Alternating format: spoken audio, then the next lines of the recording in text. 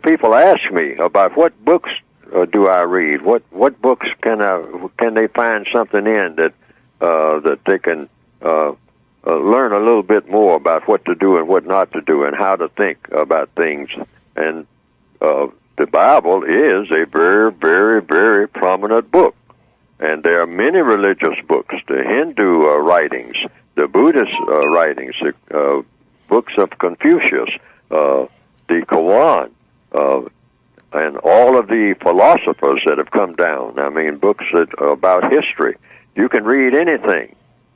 And I always tell people, read anything and everything, because you might find the truth anywhere, because truths are universal. The white supremacists is called in my book the seventh area of activity. That's in alphabetical order of the things that people do. People activity, I call it, the 9 major areas. And religion is listed as the 7th area. That's just in alphabetical order.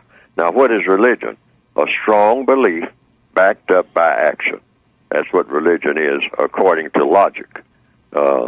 And so anything that you believe in and then you actually do according to your belief, that is your religion. Now, I say the strongest religion is the religion of white supremacy. So what the white supremacists do, they go around and take a look at everybody's religion, whether it's Christianity or the different branches of Christianity, because you do have people in the religion of Christianity who disagree with each other about what the Bible means and what it doesn't mean. That's why you have a different church on every corner with a different name. I mean, and for a long time you had people, 2 big categories, Protestants and Catholics. And so they disagreed about what the Bible means and what it should mean and what it shouldn't mean, and who's got it confused and who got it straight, et cetera, et cetera, et cetera. And sometimes people got to the place they even thought about it. I mean, had physical fights and would actually kill each other, hitting each other over the head with the Bible. So there's always been disagreements in all religions.